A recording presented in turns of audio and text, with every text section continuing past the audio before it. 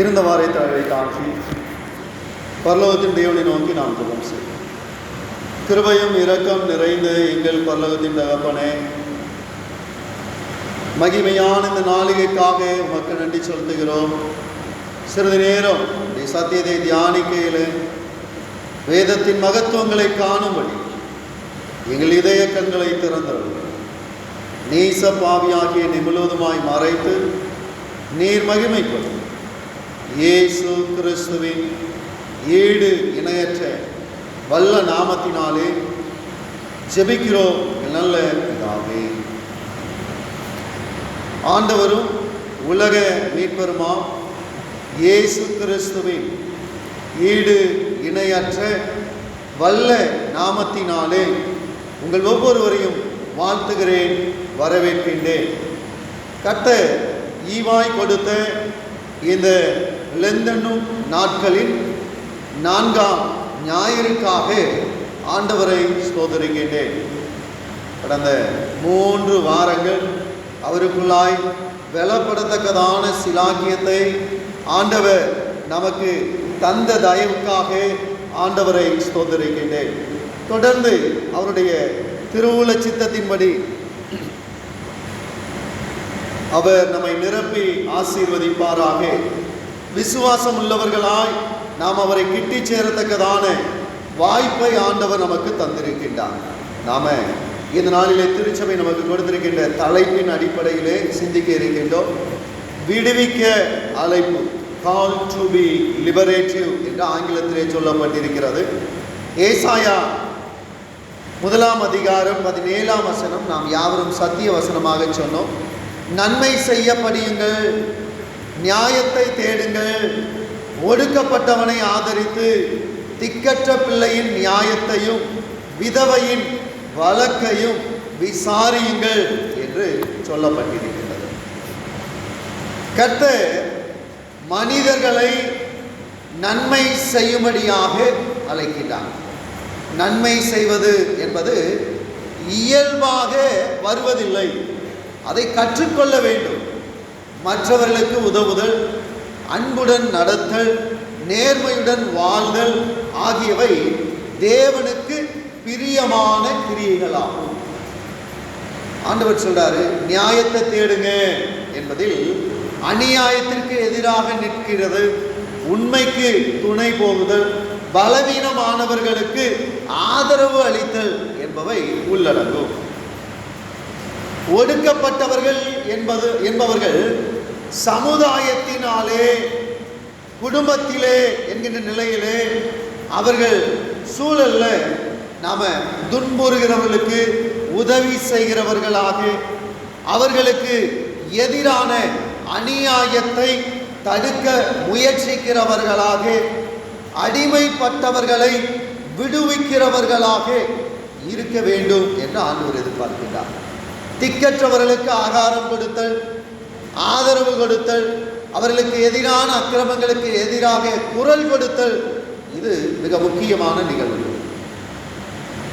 கணவனற்றவர்களுக்கு கர்த்தருடைய திரு வசனத்தின் அடிப்படையிலே பாதுகாப்பாக இருத்தல், அவர்களுக்காக வழக்குகளிலே உதவுதல் என்பதை கர்த்தர் எதிர்பார்க்கிறார். இந்த ஒரே ஒரு வசனத்தில் இவ்வளவு நிகழ்வு ஆண்டவர் நமக்கு கற்றுத்தருகின்றார். கர்த்தர் விரும்புகின்ற நீதியும் விடுதலைக்கும் ஆண்டவர் நம்மை அழைக்கின்றார். கர்த்தர் இஸ்ரவேல் மக்களிடம் பேசுகின்றார். இஸ்ரவேலர்களை ஆலயத்துக்கு வந்து பலிகளை செலுத்திக்கிட்டு இருக்கும்போது ஆண்டவர் சொல்றாரு, அவங்க பண்டிகை கொண்டாடுறாங்க, ஜெபங்களை ஏறெடுத்தாங்க, ஆனால் அவர்களது வாழ்க்கையிலே நீதியும் கருணையும் இல்லாதிருந்தார்கள். அதனால அவர்களது ஆராதனையை ஆண்டவர் ஏற்றுக்கொள்ளவில்லை என்று வேதாகமம் கற்றுத்தருகிறது. வெளிப்படையான ஆராதனை மாத்திரம் போதாது. ஏசாயா தீர்க்கதரிசியின் புஸ்தகம் 1ஆம் அதிகாரம் 12ஆம் வசனத்திலிருந்து 17 வசனங்கள் முடிய நம்ம கவனிக்கும் பொழுது, இஸ்ரவேலர்கள் விசுவாசிகளாய் இருந்தார்கள், அவர்களிடத்திலே விசுவாசம் இல்லாதிருந்தது. ஆலயத்துக்கு வந்தாங்க, பலிகளை செலுத்தினாங்க, காணிக்கைகளை செலுத்தினாங்க, ஆனால் அவர்கள் இருதயம் கர்த்தரை நோக்கி இல்லாதிருந்தது என்று வேதாகமம் கற்றுத் தருகிறது. உண்மையான ஆராதனை என்பது இருதயத்தில் இருந்து வர வேண்டும். வாழ்க்கையையும் கர்த்தருக்கு பிரியமானதா அமைச்சா மாத்திரம்தான் ஆராதனை நமக்கு ஆசீர்வாதமாக இருக்க முடியும். தூபம் காட்டுதல் எனக்கு அருவருப்பாய் இருக்கிறது அப்படின்னு சொல்றார். அக்கிரமத்தோடு ஆசரிக்கின்ற மாத பிறப்பை நான் வெறுக்கிறேன் அப்படின்னு சொல்றார். ஓய்வு நாளையும் சபை கூட்டத்தையும் நான் இனி சகிக்க மாட்டேன் அப்படின்னு ஆண்டவர் சொல்றார். மிக தெளிவாக ஆண்டவருடைய வார்த்தை எப்படிப்பட்டதா இருக்குன்னா, அவைகள் எனக்கு வருத்தமாக இருக்கிறது, அவைகளை சுமந்து இளைத்து போனேன். சர்ச்சைக்கு போவோம் அப்படின்னு சொன்னோடனே சந்தோஷமாக வந்தால் பிரச்சனை இல்லை. என்ன செய்ய தொந்தரவு தாங்களையே, இவங்க சொல்லிட்டாங்களே அப்படின்னு சர்ச்சைக்கு வந்தால் ஆசீர்வாதமாக இருக்க முடியாது.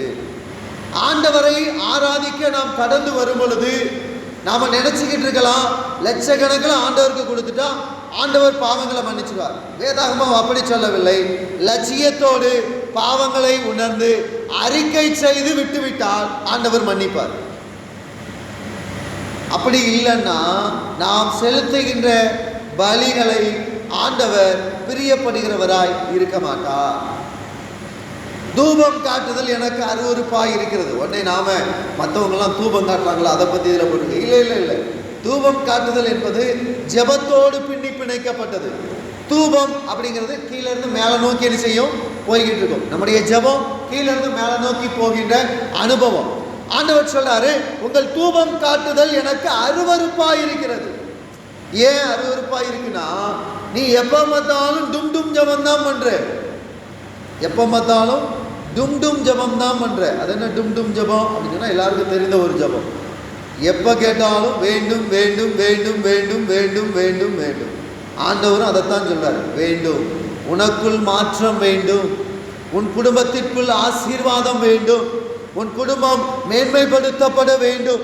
இது ஆண்டவர் எதிர்பார்க்கின்ற காரியம். அப்ப ஆண்டவர் இதற்காக ஏதாகிலும் செய்திருக்கிறாரா அப்படின்னு சொன்னா, ஏசாயா தீர்க்கதரிசியின் புஸ்தகம் 1ஆம் அதிகாரத்தில் நாம கவனிச்சு பார்த்தோம் அப்படின்னு சொன்னா 15ஆம் வசனத்தின் பின்பகுதியிலே ஆண்டவர் மிகவும் நேர்த்தியாய் கற்றுத்தருகின்ற காரியம் என்ன தெரியுமா? என்ன சொல்றாரு? உங்கள் கைகள் இரத்தத்தினால் நிறைந்திருக்கிறது. ஐயோ, நான் இன்னைக்கு சிக்கன் கழுவுனேனே, மட்டன் கழுவுனேனே, அந்த ரத்தத்தை ஆண்டவர் சொல்கிறாரா அப்படின்னு சொன்னா, ஆண்டவர் அந்த ரத்தத்தை சொல்லலை. கடந்த ஞாயிற்றுக்கிழமை நாம சிந்தித்த பகுதி வெளியே உயிர்மீச்சி கூட்டத்தில் குற்றமற்றவர்களுடைய ரத்தம் சிந்தும் கை. குற்றம் இருக்கா இல்லையா அது ரெண்டாவது விஷயம். ஆனால் குற்றமற்றவருடைய ரத்தம் சிந்தப்படுவதை கர்த்தர் அவர் கவனித்துக் கொண்டிருக்கின்றார். குற்றமற்றவருடைய ரத்தம் எப்போ சிந்தப்படும்? பொறாமையினால சிந்தப்படும், கோபத்தினால சிந்தப்படும், அகந்தையினால சிந்தப்படும், அதிகாரம் செலுத்துறதுனால சிந்தப்படும், பேராசனையினால சிந்தப்படும், அநியாயத்திற்கு துணை நின்னா சிந்தப்படும், செயல்களினால அவமதிப்பதினால சிந்தப்படும், மௌனமாக அநியாயத்திற்கு ஆதரவு கொடுத்தால் சிந்தப்படும். ஒரு தப்பு நடக்குன்னு தெரிஞ்சும் அந்த தப்பை பார்த்துட்டு கண்டும் காணாதவர்களாய் ஊரோடு ஒத்து வாழ்கின்றவர்களாய் இருக்கும் பட்சத்தில் உன்னதரோடு வாழ வாய்ப்பு கிடையாது. ஆண்டவர் அதான் சொல்றாரு, பாவத்தை விட்டு விடுங்கள். அதான் அவர் கொடுக்குற ரெண்டாவது அழைப்பு. முதல்ல நீதியையும் விடுதலையும் நீங்க என்ன செய்யணும்? பாதுகாக்கணும். ரெண்டாவது சொல்றாரு, பாவத்தை விட்டு விடுங்கள். பாவத்தை விட்டு விடுங்க அப்படின்னு சொல்ற ஆண்டவர் 16ஆம் வசனத்திலே சொல்கிறார், உங்களை கழுவி சுத்திகரியுங்கள். உங்களை கழுவி சுத்திகரியுங்கள். நம்ம வீட்டெல்லாம் சுத்தம் பண்ணுவோம், அப்படித்தானே? வீட்டெல்லாம் சுத்தம் பண்ணும்போது என்ன செய்வோம்? நல்ல புது ட்ரெஸ்ஸாக பார்த்து எடுத்து போட்டு, அப்படித்தானே? நல்ல வெள்ளை கலர் ட்ரெஸ்ஸாக போட்டுக்கிட்டு என்ன செய்வோம்? சுத்தம் பண்ணுவோம், அப்படித்தானே?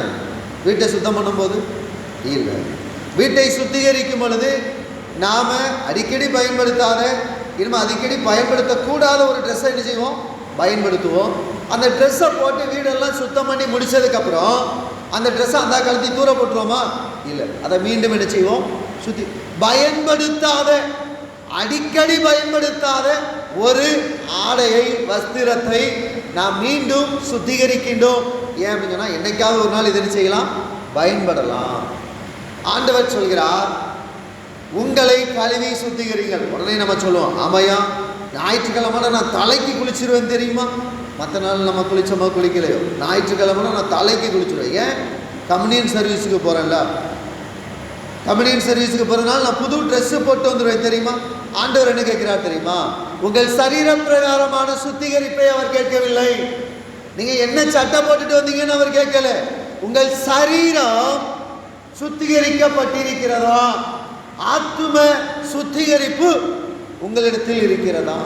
காலையில் எந்திரிச்சது ஜெபம் பண்ணது எத்தனை பேர் அப்படின்னு கேள்வி கேட்டால், நான் படுக்கிறதுக்கே லேட் ஆகிட்டியா, எத்தனை மணிக்கு எந்திரிச்சியே, ஒரு 8-8:30க்கெலாம் எந்திரிச்சு பல்ல தேய்ச்சி குளிச்சு எங்கே வந்து உட்கார்ந்துட்டேன். ஆண்டவர் சொல்லுகிறார், உங்கள் சரீர சுத்திகரிப்புக்கு முக்கியத்துவம் கொடுத்த நீங்கள். சிலர் பாத்ரூம்குள்ளே போனால் வெளியே வர மாட்டாங்க, அப்படிதானே, தேய்ச்சி எப்படியாவது வெளியே வரும்போது எல்லா அசுத்தத்தையும் நீக்கிட்டு நம்ம வெளியே வரணும்னு நினைப்போம். ஆலயத்துக்கு வரும்போது நம்மளை தேய்க்காமல் நினைச்சக்கூடாது, வெளியே போகக்கூடாது. நம்மளை சுத்திகரிக்காமல் எங்கே போகக்கூடாது, கம்யூனியனுக்கு போகக்கூடாது. அதனால தான் நான் கம்யூனியனுக்கே வர்றதில்லை. கர்த்தர் மிகவும் தெளிவாய் சொல்கிறார், என்னிடத்தில் உங்களுக்கு பங்கு இல்லை என்றால் பரலோகத்தில் மாத்திரமல்ல பூ உலகத்திலும் பங்கு கிடையாது. கர்த்தரிடத்திலே திரும்ப வேண்டும். எப்போ கர்த்தரிட்ட திரும்பணும், பாவ உணர்வடைந்து கர்த்தரிடத்திலே திரும்புகிறவர்களாய் காணப்பட வேண்டும். பாவ உணர்வு அடைந்து கர்த்தரிடத்திலே திரும்புகிறவர்களாய் காணப்படும். அவரிடத்தில் அறிக்கை செய்த பாவத்தை விட்டுவிட வேண்டும். செஞ்ச பாவத்தையே திரும்ப திரும்ப செஞ்சுக்கிட்டு இருந்தா நாம கம்யூனியன் சர்வீஸில் பங்கு பெறுறதுல பிரயோஜனம் இல்லை. கர்த்தருடைய வார்த்தை மிகவும் தெளிவாய் சொல்கிறது, தீமை செய்தலை விட்டு ஓயுங்கள். தீமை செய்தலை விட்டு ஓயுங்கள். ரோமர் 10ஆம் அதிகாரம் 3ஆம் வசனம் சொல்கிறது. எல்லாரும் எடுத்துக்கொள்வோம். ரோமர் 10ஆம் அதிகாரம் 3ஆம் வசனம். ஆண்களில் யாராவது ஒருத்தர் கொஞ்சம் எடுத்து எனக்கு உதவி செய்யுங்க. ரோமர் 10ஆம் அதிகாரம் 3ஆம் வசனம்.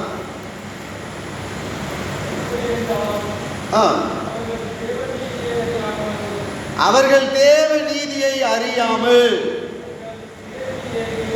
தங்கள் சுயநீதியை நிலைநிறுத்த தேடுகிறபடியால் தேவ நீதிக்கு கீழ்ப்படியாதிருக்கிறார்கள். அவங்க ஏன் அநியாயம் செய்கிறாங்க, ஆண்டவருடைய நியாயம் என்னன்னு தெரியாததுனால.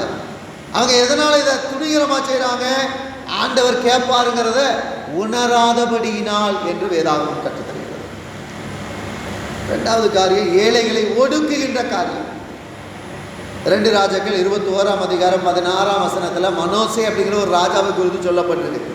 அவன் கர்த்தரின் பார்வைக்கு பொல்லாப்பானதை செய்தான். நம்ம ஆண்டவர் பார்க்கிற ஆண்டவர், நம்முடைய ஆண்டவர் பேசுகின்ற ஆண்டவர், நம்முடைய ஆண்டவர் செயல்படுகின்ற ஆண்டவர். அவர் ரொம்ப தெளிவாக சொல்ற ஒரு காரியம் என்னன்னா, மனோசே கர்த்தரின் பார்வைக்கு பொல்லாப்பானதை செய்தான். அதை ஆண்டவர் பார்த்துக்கிட்டு இருந்தாரு. நீதிமொழிகள் 12ஆம் அதிகாரம் 22ஆம் வசனம். வாலிப பிள்ளைகளில் ஒருத்தர் எடுங்க பார்ப்போம். நீதிமொழிகள் 12ஆம் அதிகாரம் 22ஆம் வசனம். பொய் உதடுகள் கர்த்தருக்கு அருவருப்பானது. எது ஆண்டவருக்கு பிடிக்காது? பொய் உதடு ஆண்டவருக்கு பிடிக்காது. முன்ன பின்ன பேசிக்கிட்டே இருக்கிறது ஆண்டவருக்கு பிடிக்காது. ஆண்டவருக்கு பிடிக்காத காரியம் எது அப்படின்னு சொன்னா, இது பொய் உதடு. பொய் உதடு இன்னைக்கு இந்த உலகத்தில் ரொம்ப பெருகிட்டு. பார்த்ததை பார்த்தேன்னு சொல்லணும், உள்ளதை உள்ளதென்றும் இல்லதை இல்லதென்றும் சொல்ல வேண்டும் என்று வேதாகம் கற்றுத்தருகிறது. ஆனால் இன்னைக்கு வேத வசனத்தின் அடிப்படையிலே கிறிஸ்தவனுடைய வாழ்வு அமையவில்லை. பொய் பேசுறதுனால என்ன, ஒரு பொய் பேசினா என்ன வந்துடும் அப்படின்னு சொன்னா, ஒரு பொய் பேசினா நீங்கள் வாழ்க்கை முழுவதும் பொய் பேசுவதாய் அமைந்துவிடும்.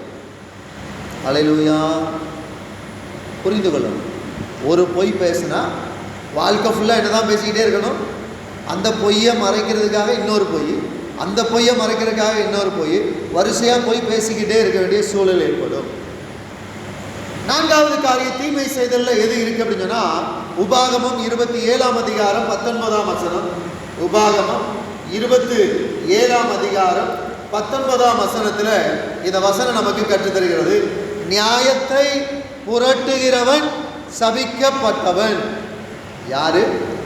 நியாயத்தை புரட்டுகிறவன் சபிக்கப்பட்டவன்.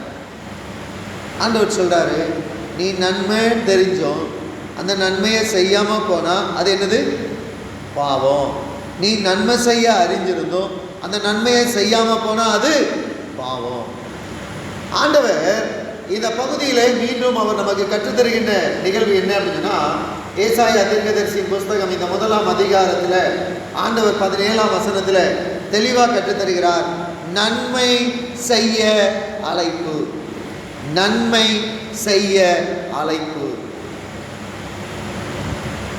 ஆதியாகமத்தின் புஸ்தகம் 4ஆம் அதிகாரம் 7ஆம் வசனம் ரொம்ப தெளிவா சொல்லப்பட்டிருக்க ஒரு காரியம். நீ நன்மை செய்தால் மேன்மை இல்லையோ அப்படின்னு ஆண்டவர் கேள்வி கேட்டார். யார்கிட்ட கேட்டாரு? நீ நன்மை செய்தால் மேன்மை இல்லையோ அப்படின்னு ஆண்டவர் கேள்வி கேட்டார். யார்கிட்ட கேட்டாரு?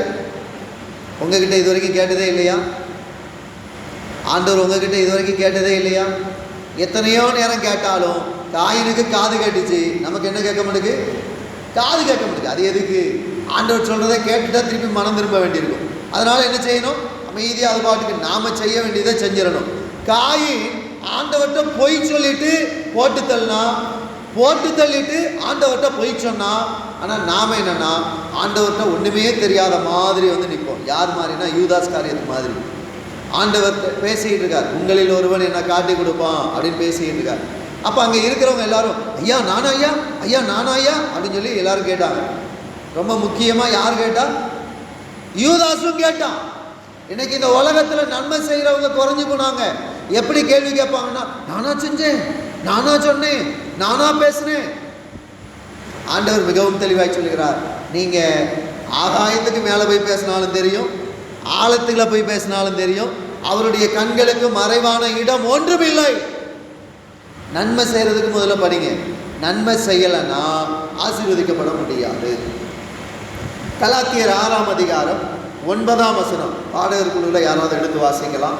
கலாத்தியர் 6ஆம் அதிகாரம் 9ஆம் வசனம். கலாத்தியர் 6:9.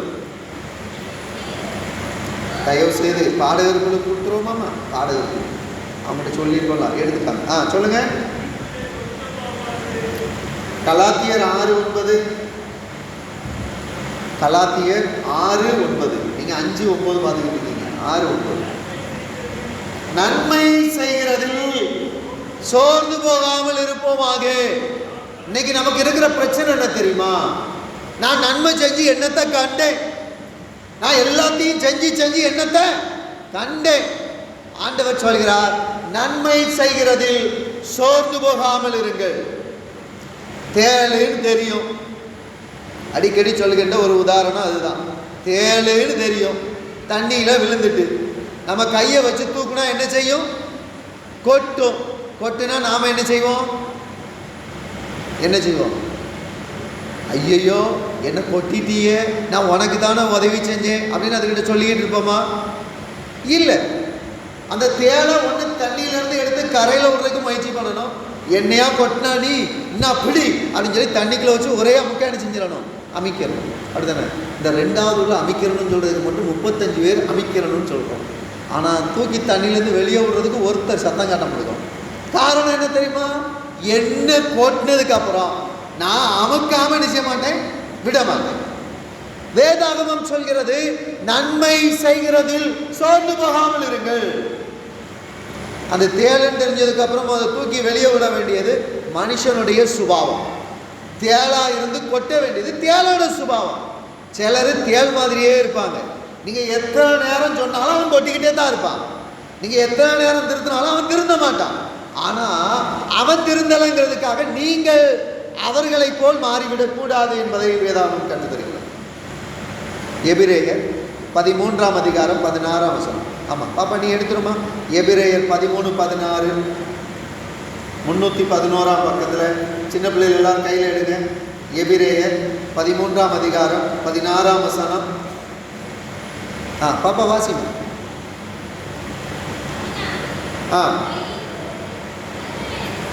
13, 16, 16.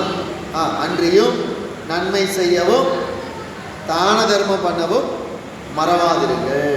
ஆண்டவர் சொல்றாரு, நன்மை செய்யவும் தான தர்மம் பண்ணவும் என்ன செய்யக்கூடாது? மறந்து விடக்கூடாது. இன்னைக்கு நாம நிறைய நேரத்தில் மறந்து போயிடுறோம். எதை மறந்துடுறோம்? நன்மை செய்கிறத. எதை மறந்துடுறோம்? தான தர்மம் செய்கிறத. ஆனால் ஆண்டவர் சொல்கிறார், இப்படிப்பட்ட பலிகளின் மேலே நான் என்னவா இருக்கேன்? பிரியமாயிருக்கிறேன். நீங்கள் செய்கிற நன்மை, நீங்கள் செய்கிற தான தர்மம் ஆண்டவர் ஒரு பொழுதும் அவர் மறந்து விடு போகின்ற தேவன் அல்ல. நீதிமொழிகளின் புஸ்தகம் 19ஆம் அதிகாரம் 22ஆம் வசனம் எல்லாரும் பெரட்டிடுவோம். நீதிமொழிகள் 19ஆம் அதிகாரம் 22ஆம் வசனத்துக்கு நேராய் கடந்து செல்வோம். நீதிமொழிகள் 19:22 எல்லாரும் சேர்ந்து வாசிப்போம். எல்லாரும் சேர்ந்து வாசிப்போம். நீதிமொழிகள் 19:22 பக்கம் 779. சொல்லுங்க. நன்மை செய்ய மனுஷன் கொண்டிருக்கும் ஆசையே தயை. எது தயை? ஆசை இருக்கணும். எதை செய்யறதுக்கு? நன்மை செய்யறதுக்கு. இன்னைக்கு தீமை செய்யறதுக்கு ஆசை இருக்கு. எதுக்கு ஆசை இல்லை? நன்மை செய்யறதுக்கு ஆசை இல்லை. ஆண்டவர் அதுதான் சொல்றாரு. ஆலய ஆராதனையில் பங்கு பெறுறதுனாலையோ, பரவச வார்த்தையினால ஜெபம் பண்றதுனாலையோ நாம பரலோகவாசியா மாறிட முடியாது. சிலர் அபிஷேகத்தில் நிரம்பிடுவாங்க, நல்லது. ஆனால் அடுத்தவனுக்கு விரோதமாக தீமை செய்வாங்க. அபிஷேகத்தில் நிரப்பப்பட்டதற்கான காரியம் என்ன? அபிஷேகத்தில் அடுத்த நேரம் அவங்களால நிரம்ப முடியாது. நான் அடித்து சொல்லுவேன். வீணான வார்த்தைகளை பேசினதுக்கு அப்புறம் ஆண்டவரை நோக்கி நீங்கள் என்னதான் வார்த்தையை வச்சு அடித்தாலும் என்ன செய்ய முடியாது? ஒரு நிமிஷத்துக்கு மேலே ஜெபிக்க முடியாது. நம்மெல்லாம் கேட்கும் தெரியுமா? ஏன் என்னால் ஒரு நிமிஷத்துக்கு மேலே ஜெபிக்க முடியல? வாழ்க்கையில் பாவம் இருக்குது, அது உங்களை பிடிச்சு வச்சிருக்கு. ஒரு நிமிஷத்துக்கு மேலே உங்களை அதால் என்ன செய்ய முடியாது? விட முடியாது. திருப்பி எப்படி உங்களால் ஒரு நிமிஷத்துக்கு மேலே ஜெபிக்க முடியும்? ஐயா, நான் 5 வருஷமாக 5 நிமிஷமாக ஜெபம் பண்ணிக்கிட்டு இருக்கேன் ஐயா. 6வது நிமிஷத்துக்கு ஏன் உங்களால் போக முடியல? அந்த 5 நிமிஷத்துக்கு மீறி உங்களால் என்ன செய்ய முடியல? கடந்து செல்ல முடியாத பாவம் இருக்கிறது. எந்த கிறிஸ்தவன் ஜெபம் பண்ணும்போது மணிய பார்க்குறானோ அவனுக்கு ஆண்டவர் சொல்கிறார், நன்மை செய்ய மனுஷன் கொண்டிருக்கும் ஆசையே தயை. முதல்ல நன்மை செய்ய பிடிக்கணும். 2வது நிகழ்வுக்குள்ளாய் கடந்து சொல்லுவோம். இந்த நாளிலே வாசியை கேட்டு எபேசியர் 6ஆம் அதிகாரம் 5ஆம் வசனத்திலிருந்து நம்ம இந்த பகுதியை நம்ம கவனித்து பார்ப்போம். எபேசியர் 6ஆம் அதிகாரம், உறவுகளின் அடிமைத்தனத்தை உடைக்கும் அழைப்பை ஆண்டவர் நமக்கு கொடுத்திருக்கிறார். உறவுகளின் அடிமைத்தனத்தை உடைக்கும் அழைப்பை ஆண்டவர் கொடுக்கிறார். பவுல் அப்போஸ்தலன் அடிமைகளுக்கும் எஜமான்களுக்கும் அவர் ஒரு போதனை கொடுக்கிறார். என்ன போதனை தெரியுமா? அடிமைத்தனம் அந்த சமுதாயத்தில் இருந்தாலும் உறவுகளில் நியாயமும் மரியாதையும் இருக்கணும் அப்படின்னு சொல்லி ஆண்டவர் சொன்னார். ஆண்டவர் என்ன சொல்றார் தெரியுமா? நேர்மையோடு சேவை செய்ய உங்களை என்னை அழைக்கின்றார். நேர்மையோடு சேவை செய்ய உங்களையும் என்னையும் அழைக்கின்றார். உடனே நீங்கள் கேள்வி கேட்கலாம், ஐயா அதில் போட்டிருக்கு வசனம் என்ன சொல்லுது தெரியுமா? நீங்கள் வித்தியாசமாக சொல்கிறீங்க அப்படின்னு நீங்கள் சொல்லலாம். வசனம் என்ன சொல்லுது அப்படின்னு சொன்னால், நாம் கிறிஸ்துவின் திட்டத்தோடு ஊழியத்தை நிறைவேற்ற வேண்டும் அப்படின்னு தானையா போட்டிருக்கு. கிறிஸ்துவின் ஊழியக்காரராக நம்ம இருக்கணும் தானையா போட்டிருக்கு. ஊழியம் செய்கிறவங்களுக்கு தாயா இந்த வசனம். தவறு. நீங்கள் செய்கின்ற பணி சேவை மனிதர்களுக்கு அல்ல, கர்த்தருக்கு செய்யும் சேவை என்பதை நீங்கள் உணர்ந்து கொள்ள வேண்டும்.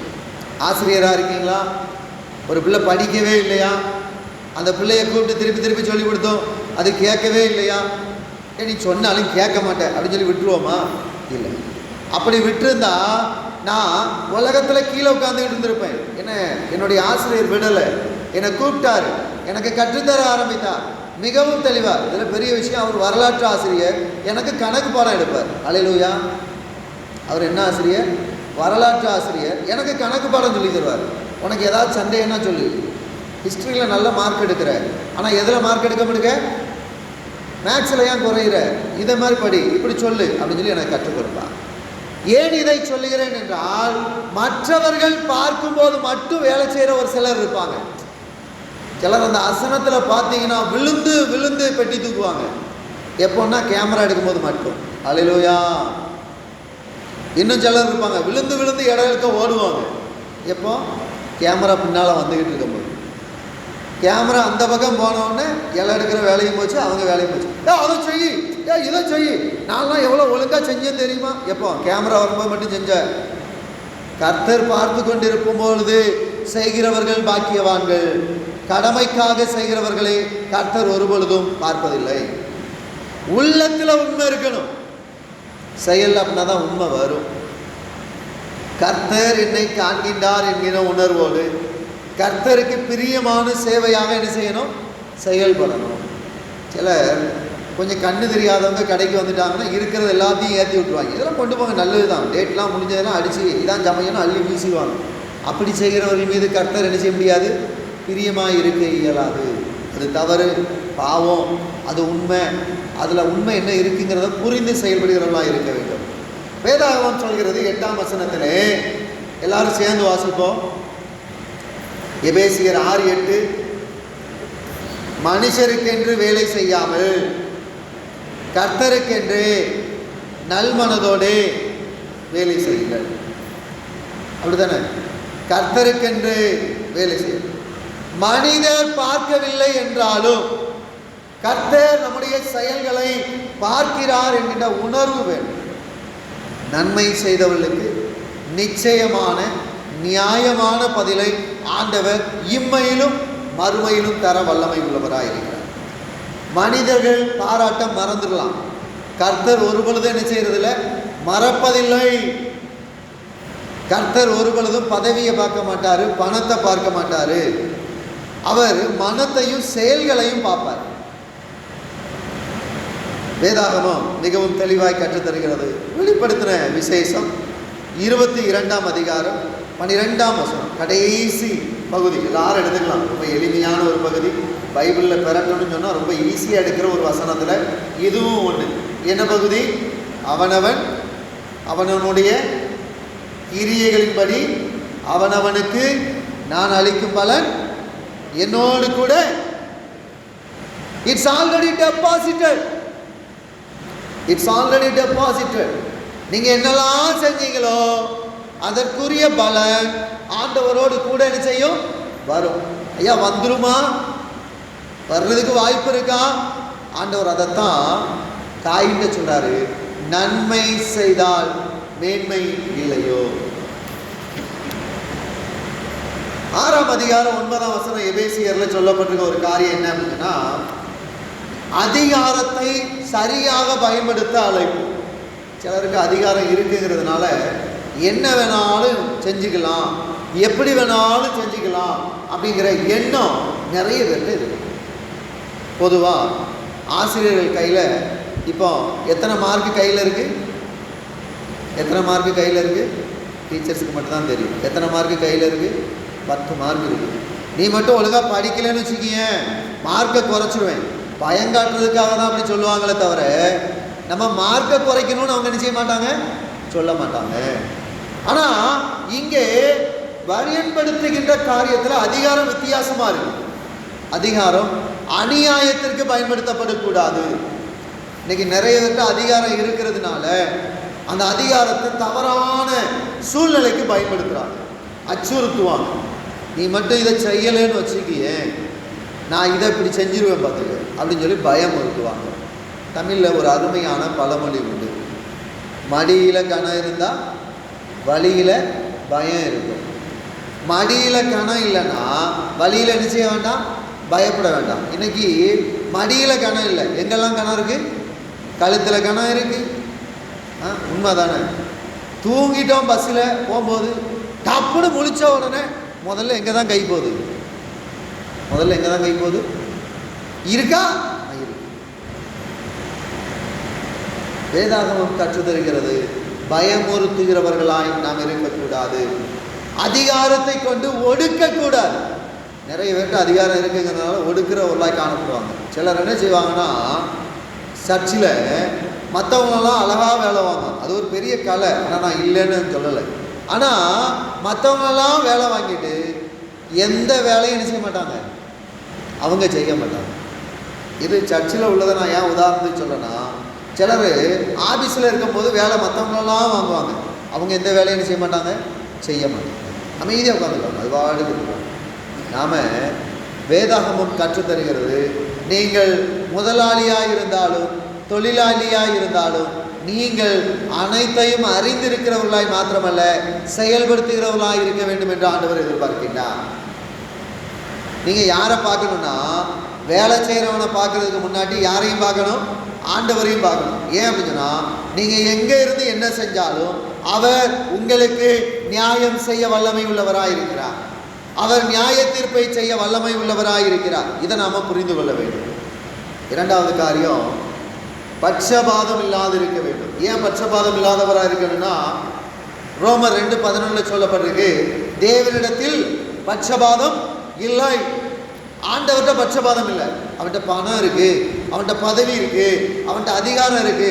ஆண்டவர் ஒரு பொழுதும் பாதிக்கப்பட மாட்டார். பணம் இருந்தாலும் சரி, பணம் இல்லாட்டினாலும் சரி, பதவி இருந்தாலும் சரி, பதவி இல்லாட்டினாலும் சரி, அதிகாரம் இருந்தாலும் சரி, அதிகாரம் இல்லாட்டினாலும் சரி, கர்த்தர் ஒரு பொழுதும் பாதிக்கப்பட மாட்டார். அனைவரையும் நீதியுடன் மாத்திரமே அவர் விசாரிப்பார், நீதியுடன் மாத்திரமே அவர் நடத்துவார். உலக பிரகாரமாக அதிகாரியாக இருந்தாலும் கர்த்தருக்கு கீழ்ப்படிந்திருக்க வேண்டும் என்பதை நீங்கள் உணர்ந்து கொள்ள வேண்டும். மூன்றாவது நிகழ்வுக்குள்ளாய் கடந்து செல்வோம். கட்டுண்டவர்களை கட்டவிழ்க்க அழைப்பு. கட்டுண்டவர்களை கட்டவிழ்க்க அழைப்பு. இந்த நாளில் சுவிசேஷ பகுதியாக நம்ம வாசிக்க கேட்டோம். லூக்கா என்பவர் எழுதிய நற்செய்தி நூல் 13ஆம் அதிகாரம் 10ஆம் வசனத்திலிருந்து 17ஆம் வசனம் வரைக்கும் நம்ம பார்க்கும் பொழுது, இந்த பகுதியில் ஜெப ஆலயத்தில் இயேசு கிறிஸ்து போதகம் பண்ணி கொண்டிருந்தார். ஜெப ஆலயத்தில் இயேசு கிறிஸ்து போதகம் பண்ணி கொண்டிருந்தார். கர்த்தருடைய வார்த்தையை கற்றுக்கொள்ள வருபவர்களுக்கு கற்றுக் கொடுப்பது அவருடைய வழக்கம். கர்த்தருடைய வார்த்தையை கற்றுக்கொள்ள வர்றவங்களுக்கு கற்றுக் கொடுப்பது அவருடைய வழக்கம். நம்மக்கிட்ட யாராவது இந்த வசனம் ஏன் இப்படி போட்டிருக்கு அப்படின்னு சொல்லி, அதை நீங்களே வாசிங்க, உங்களுக்கே புரியும், அப்படி பதில் சொல்கிறவங்க நிறைய பேர் இருப்பாங்க. ஏன்னா அவங்களுக்கு என்ன செய்ய தெரியாது, சொல்ல தெரியாது. அதனால் ஈஸியாக அதை நீங்களே இன்னொரு நேரம் வாசிங்க, உங்களுக்கே புரிஞ்சிடும். வேதாகமம் கற்றுத்தருகிறது, கற்றுக்கொள்ள வருபவர்களுக்கு கற்றுக் கொடுக்க வேண்டியது ஒவ்வொரு கிறிஸ்தவனுடைய கடமை. கர்த்தரை தேடி வரும் இடத்திலே கிருபை வெளிப்படுத்தப்பட வேண்டும். கிருபை இருக்கணும். கர்த்தரை ஆராதிக்க வர்ற இடத்துல கிருபை இருக்கணும். அதனால என்ன நடக்கும், வாழ்க்கையிலே மாற்றம் ஏற்படும். வாழ்க்கையிலே மாற்றம் ஏற்படும். லூக்கா 13ஆம் அதிகாரம் 12-13 வசனத்தில் பார்த்தீங்கன்னா, கட்டப்பட்டவர்களை ஆண்டவர் அங்கே விடுவிக்கிறவராயிருக்கிறார். 18 வருட பலவீனப்படுத்தப்படுகின்ற பெண்ணை கனிவோடு அழைக்கிறார். இதன் மூலம் அவர் தேவையுள்ளவர்களை கவனிக்கிறார் என்பது புலனாகிறது. சிலர் கேள்வி கேட்போம், என்ன அப்படின்னு சொன்னால், ஐயா சர்ச்சில் நான் பேசிகிட்டு இருந்தது உங்களுக்கு எப்படி தெரியும்? நிறைய பேர் என்கிட்ட வந்து கேட்குற காரியம் அதுதான். நான் பேசிகிட்டு இருந்தது உங்களுக்கு எப்படி தெரியும்? நான் தூங்குனது உங்களுக்கு எப்படி தெரியும்? பிரசங்கம் பண்ணணும்னு ஒருத்தர் மேலே ஏறினார்னா முதல்ல மந்தை என்ன செஞ்சுக்கிட்டு இருக்குன்னு கவனிக்கக்கூடியவராய் இருக்க வேண்டும். இதை விட முக்கியம் என்ன தெரியுமா, இங்கே இருந்தாலும் வெளியே கொண்டு போன செடி காணாமல் போகுதாங்கிறது வரைக்கும் கவனிக்கணும். அல்லேலூயா. இங்கே இருந்தாலும், நான் நிற்கிறது ஆல்டரில், இந்த இடத்துல நின்னாலும் வெளியே கொண்டு போன செடி காணாமல் போதாங்கிறது வரைக்கும் கவனிக்கணும். அதான் மேய்ப்பனுடைய பணி. இயேசு கிறிஸ்து அப்படி தான் கவனிச்சார். உடனே கேள்வி கேட்பீங்க, அது உங்களுக்கு தெரியுமா? கர்த்தர் பார்த்திருக்கின்றார், பலன் அளிப்பார், நிச்சயமாய் கொடுப்பார். அல்லேலூயா. ஆலயத்தில் உண்மை இல்லை, கர்த்தர் காண்பாருங்கிற பயம் இல்லை. கொண்டு போகும்போது வீட்டில் உள்ளவங்களும் கேட்கறது இல்லை. என்ன 7 எடுத்தியாக்கும் கேட்கறது இல்லை. ஏன் தெரியுமா? கர்த்தரை குறித்த பயம் செய்யல, சுத்தமாக இல்லை. இங்கே கட்டுப்பட்ட 18 வருஷமா அந்த அம்மா கட்டுப்பட்டு அந்த பிசாசின் பாதையில் அது கிடந்த சூழ்நிலையில் அதை அப்படியே விட்டு விடாமல் அவள் மேல் கைகளை வைக்கின்றார். அவளுடைய அதிகாரம் நோயையும் கட்டுப்பாடுகளையும் உடைத்து பூரண சுகத்தை கொடுத்தது. இப்போ விடுவிக்கப்பட்ட பெண் கர்த்தரை மகிமைப்படுத்தினால் இது நமக்கு கற்றுத்தருகிற காரியம். கர்த்தர் செய்த கிருபைக்கு நன்றி சொல்ல கடனாளிகளாய் நாம் இருக்கின்றோம். அவர் நமக்கு கொடுத்த விடுதலை கர்த்தரை மகிமைப்படுத்துறதா இருக்கணும். இன்னைக்கு நமக்கெல்லாம் ஆண்டவர் ஜீவனை கொடுத்து வச்சிருக்காருன்னா தீமை செய்யறதுக்கு இல்லை. இன்னைக்கு எதுக்கு இருக்குன்னு நிறைய பேருக்கு தெரியல. எத்தனையோ பேர் கொரோனால போயிட்டாங்க. நம்மளை விட்டு வச்சிருக்காருன்னா அதுக்கு ஒரு நோக்கம் இருக்கு. இன்னைக்கு வன்கண்ணோடு வேற்றுமையான கண்ணோடு பொய் நாவோடு குற்றமற்ற அவருடைய ரத்தத்தை சிந்துகிற கையோட நம்ம வாழ்ந்துகிட்டு இருந்தோம்னா கர்த்தர் நம்முடைய விண்ணப்பங்களை அவர் அங்கீகரிக்க முடியாது. கண்டிக்க அழைப்பு. நீங்க கேட்கலாம், ஏன் கண்டிச்சு பேசுறீங்க அப்படின்னு சிலர் கேட்பாங்க. நான் சொல்லுவேன், கர்த்தருடைய வார்த்தையை கண்டிப்பாய் சொல்ல வேண்டியது என் மேல் விழுந்த கடமையா இருக்கிறது. நான் சொல்லலைன்னா ஆண்டவர் என்கிட்ட கேட்பார், நிச்சயமா கேட்பார். கருணையற்ற மனப்பான்மை அங்கே இருந்தவங்க கிட்ட இருந்துச்சு. என்ன மனப்பான்மை? அங்கே இருக்கிறவங்க எல்லாரும் மனசுக்குள்ள பேசிக்கிட்டு இருந்தாங்க, அது எப்படி இவ்வளோ கட்ட விழுத்து விடுறது, அது எப்படி இவ்வளோ விடுதலை கொடுக்கறது, இது ஓய்வு நாள் ஆயிடுச்சு. அவங்களுடைய மனப்பான்மை எப்படி இருந்துச்சு அப்படின்னு சொன்னால், சட்டம் முக்கியம், வேதாகம் என்ன சொல்றது அதுபடி தான் வாழணும், தப்பு இல்லை. வேதாகமம் சொல்ற எல்லாத்தின் படி நீங்க வாழ்ந்துகிட்டு இருக்கீங்களா? இந்த வேதபாரர்கள் அப்படிப்பட்டவர்களா இருந்தாங்க. அவங்க ஓய்வு நாளில் ஆண்டவர் விடுதலை கொடுக்கறது தப்புன்னு பேசிக்கிட்டு இருந்தாங்க. ஆனால் 18 வருஷமா இந்த அம்மா இந்த சர்ச்சைக்கு தானே வந்துகிட்டு இருந்துச்சு. எவ்வளோ கஷ்டப்பட்டிருக்கோம் அப்படிங்கிற எண்ணம் இருந்துச்சா? இல்லை. விடுவிக்க வேண்டுங்கிற கிருபை இருந்துச்சா? இல்லை. ஆனால் அவன் ஆடோ அவன் கழுதையோ குழியில் விழுந்துச்சுன்னா ஞாயிற்றுக்கிழமையா இருந்தாலும் முதல்ல ஆட்டையும் கழுதையும் தூக்கி விட்டுட்டு சர்ச்சைக்கு வருவாங்க. ஏன்னா எது முக்கியம்? ஆடு முக்கியம். எது முக்கியம்? கழுதை முக்கியம். எது முக்கியம்? மட்டன் எடுக்க போகிறது முக்கியம். எது முக்கியம்? சிக்கன் எடுக்க போகிறது முக்கியம்.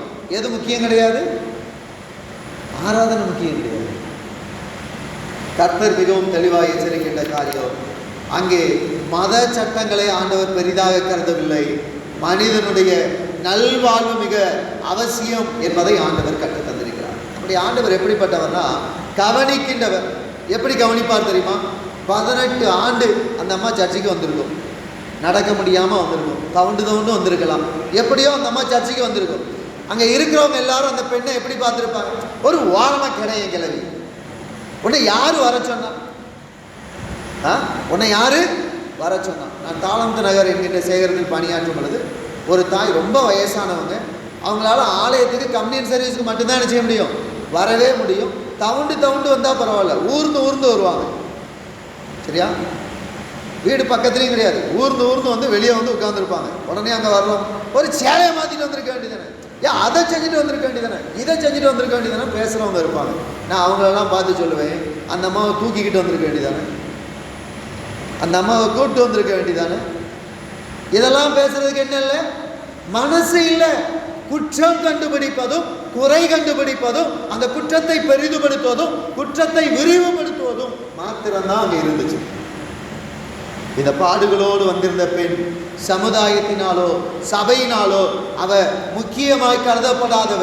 ஆனால் இயேசு கிறிஸ்து முக்கியப்படுத்தினார். இயேசு கிறிஸ்து எதை பார்ப்பார் தெரியுமா? இருதயத்தை பார்ப்பார். நீங்க எவ்வளவு போட்டுட்டு வந்திருக்கீங்கன்னு அவருக்கு தேவையில்லை, நீங்க என்ன உடுத்திட்டு வந்திருக்கீங்க அவருக்கு தேவையில்லை. ரட்சிப்பின் வஸ்திரம் உடுத்தப்பட்டிருக்கிறதா மிகவும் அவசியம். இயேசு கிறிஸ்து உலகம் மறந்தவர்களையும் அவர் மறப்பதில்லை என்பதை இங்கே விளங்க செய்கின்றார். இந்த சம்பவம் எதை நமக்கு உணர்த்துகிறதுனா, துன்பத்தை கவனிக்கின்ற கிறிஸ்து, வேதனையை அறிகின்ற கிறிஸ்து, உதவ முன் வருகிறவராய் இருக்கின்றார். இன்னைக்கு கர்த்தரை ஆராதிக்கிறதுக்கு நாம் இங்கே வந்து உட்கார்ந்து இருக்கிறோம். என் வாழ்க்கையில நீதியும் கருணையும் இருக்கா? எனக்கு பிரியமானவங்களுக்கு கருணை பாராட்டுவதல்ல, விட்டுவிட வேண்டிய பாவங்கள் உணர்த்தப்படும் சூழ்நிலையிலே கர்த்தரை நோக்கி மனம் திரும்ப ஆயத்தமாக இருந்திருக்கிறேனா? அறிவித்திருக்கின்றேனா? விட்டிருக்கிறேனா? நேர்மையோடு உண்மையோடு எனது பணி தொழிலை நான் செய்கின்றேனா? ஐச்சியம் பார்க்கும்போது விழுந்து வேலை செய்கிறவங்க சிலர் இருப்பாங்க. ஆசிரியர் பார்க்காத நேரத்தில் போய் போட்டு கொடுக்குற சிலர் இருப்பாங்க. அல்லேலூயா. நீங்கள் எதை செஞ்சாலும் ஆண்டவர் என்ன செஞ்சுக்கிட்டு இருக்கிறாரு? கவனித்து கொண்டு இருக்கின்றார். அது பணி செய்கின்ற இடமாக இருக்கலாம், தொழில் புரிகின்ற இடமாக இருக்கலாம், கர்த்தர் சகலத்தையும் காண்கின்றார். எனது அதிகாரம், எனக்குன்னு ஒரு அதிகாரம் கொடுக்கப்பட்டிருக்கு. குடும்பம் அப்படின்னு சொன்னால் கணவன் அப்படிங்கிற அதிகாரம், மனைவிங்கிற அதிகாரம், தகப்பங்கிற அதிகாரம், தாய்ங்கிற அதிகாரம். என்னைக்காவது பிள்ளைய பார்த்து வேதாகமத்தை ஒழுங்காக படிச்சியா அப்படின்னு கேட்குற அதிகாரம் இருந்து அந்த அதிகாரம் நீதியோடு அன்போடு செயல்படுத்தப்பட்டிருக்கிறதா? நான் ஊழியத்துக்கு பிடி படிக்கிறதுக்காக செராம்பூர் இறையியல் கல்லூரிக்கு போயிருக்கும் போது ஜெபஸ்னு ஒரு தாத்தா உண்டு மாவடிப்பனையில். அந்த தாத்தா எனக்கு ஃபோன் பண்ணுவார். தாத்தா ஃபோன் பண்ணும்போது கேட்குற வார்த்தை என்னென்னா, ஐயா ஜெபம் பண்ணியா, ஐயா பைபிள் வாசித்தியா, இன்னைக்கு எந்த போர்ஷன் வாசித்த? அவங்க எனக்கு உறவு கிடையாது. ஆனால் கிறிஸ்துவினால் உறவாக்கப்பட்டவர் கேட்கின்ற காரியம், did you read the Bible, did you pray today? இதான் அவங்க கேள்வி. இன்னைக்கு பெற்றோர் கூட எந்த கேள்வி கேட்கறது கிடையாது. பிள்ளைய பார்த்து ஜெபம் பண்ணியா, பைபிள் வாசித்தியா கேட்கறது இல்லை. கேட்டால் என் பிள்ளை கோபப்படும். கர்த்தர் பரிதாபமாய் உங்களை பார்க்கிறார். துன்பப்படுகிறவர்களை குறித்து, ஒடுக்கப்படுகிறவர்களை குறித்து சிந்தை உங்களிடத்தில் இருக்கிறதா? எனக்கு ஆண்டவர் மட்டும் அதுதான் கேட்கிறார். அவங்களை குறித்த சிந்தை உங்ககிட்ட இருக்கா? எனது ஆசீர்வாதம் மற்றவர்களுக்கு சாட்சியாக இருக்க வேண்டும் என்று ஆண்டவர் எதிர்பார்க்கின்றார். எனது வாழ்வு மற்றவர்களுக்கு நம்பிக்கை தருவதாக இருக்க வேண்டும் என்று ஆண்டவர் எதிர்பார்க்கிறார். கர்த்தரை ஆராதிக்கும் நாம் அவர் விரும்பும் நீதியிலும் அன்பிலும் அவரை ஆராதிக்கும் பொழுது ஆண்டவர் நமக்கு கொடுத்திருக்கின்ற இந்த விடுவிக்கின்ற அழைப்பை நாம் பயன்படுத்த முடியும். தமிழில் அருமையான ஒரு பழமொழியை சொல்லி நான் முடிக்கின்றேன். அகப்பையில் எப்போ வரும்? ஹலோ, அகப்பையில் எப்போ வரும்? சட்டியில் இருந்தால் வரும், பானையில் இருந்தால் வரும். சட்டியிலையும் பானையிலையும் இல்லைன்னா வராது. ஏன் கிருபை வரல? ஏன் கிருபை உள்ள வார்த்தை வரல? ஏன் ஜெபம் பண்ண வரல? ஏன் ஜெபிக்க முடியலை? ஏன் பைபிள் வாசிக்க முடியலை? கர்த்தர் ஈவாய் கொடுத்திருக்கின்ற கிருபையை நான் சொல்லுகிறேன். 120வது ஆண்டு அனுசரிக்க போகிற நாம 120 பேர் வேதாகமத்தை வாசிக்கிறோம். சபட்டாப்பில் 500 பேர் இருக்கு. அல்லேலூயா. கொஞ்சம் பைபிள் வாசிக்கலாம், அதுக்கெல்லாம் நேரம் இல்லை. சபட்டாப்பில் 500 பேர் இருக்கு. 120வது வருஷத்தை நம்ம தொட போகிறோம். 120வது வருஷத்தை பெருசாக கொண்டாட போகிறோம். 120 பேர் பைபிள் வாசிக்கணும்னு சொல்லி பேர் கொடுத்துருக்காங்க. 120 பேர். ஆனால் வேதாகமம் நான் வாசிக்காமல் இருக்கேன், உங்களுக்கு சொன்னாதான் உங்களுக்கு தெரியணுமா அப்படின்னு நீங்கள் கேட்கலாம். கீழ்ப்படிவு வாழ்வின் முதற்படி. கீழ்ப்படியாதவர்கள் கர்த்தருடைய கிருபையை அல்லல் தட்டுகிறார்கள். கீழ்ப்படியாதவர்கள் ஆண்டவருடைய வார்த்தையை கவனிக்காமல் இருக்கிறார்கள். மீண்டும் ஒரு அழைப்பு கொடுக்கின்றேன். இன்னும் 4 இருக்கு. 4 ஞாயிற்றுக்கிழமை தான் முடிஞ்சிருக்கு. 3 வாரம் தான் முடிஞ்சிருக்கு. இன்னும் 20 நாள் இருக்கு. புதிய படம் ஃபுல்லாக முடிச்சிடலாம். பெயர் கொடுக்க முடியாது, பரலோகத்தின் பலனை பெற்றுக்கொள்ளலாம். ஏன் அப்படி சொல்கிறேன்னா, வேதாகமத்தை வாசிக்காமல் வேதம் சொல்லுகின்ற வார்த்தைகளை நம்மால் நம்முடைய வாழ்விலே செயல்படுத்த முடியாது. ஆண்டவரை நோக்கி அர்ப்பணிப்போம். ஆண்டவர் நன்மையினாலும் கிருபையினாலும் நம்மை நிரப்பி வழிநடத்துவாராக. ஆமென்.